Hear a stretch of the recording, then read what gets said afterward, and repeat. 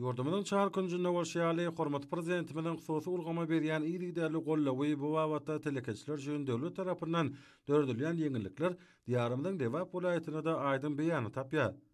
Halkara parahatçylyk we anaşmak gelene hususiýetçilere berilýän kömek döredilýän mümkinçiliklerden uklanyp, ýokary zähmet görkezjilerine weslenýän hususy önümçilikleriň hataryna Çärji Oturanyň Muradow geňeşligine ýerleşýän Türkmenistanyň Senagatçylar we Telekeçiler Birleşmesiniň hemde partiýasynyň agzasy Hepdelik Harit Nyşanly peýnir önümçiligine görkezmek bolar.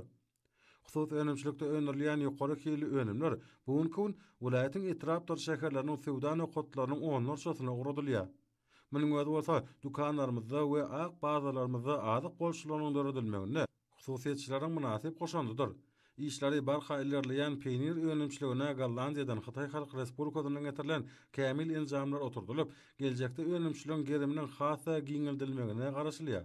Önümçilikde bir gije günüň dowamyna 1 tonna, her aýyň dowamyna bolsa 30 tonnadan gowrak sygyr suýda gaýtadan işlenip, peyniriň durly görnüşleri öňürilýär. Peynirlerin gorunmada yağın agranmayan payı 45 götürme barabardır.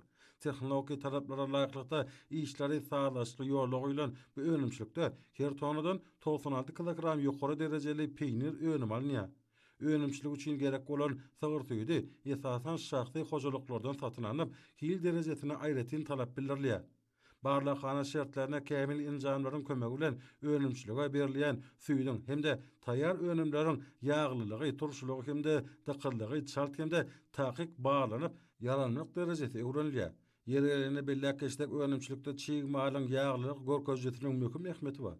Hususy önümçiligiň agdy bir işgärleri eşitli zamanamyzda telekeçiler üçin döredilýän ajaýyp mümkinçilikler, ýygrikdäli döwlet gollawlary üçin türkmen halkynyň milli lideri Gahrman Arkadamyň hemde hormat prezidentimiz Arkadar Gahrman Serdarymyza alkyş we hoşallyk sözlerini aýdýarlar.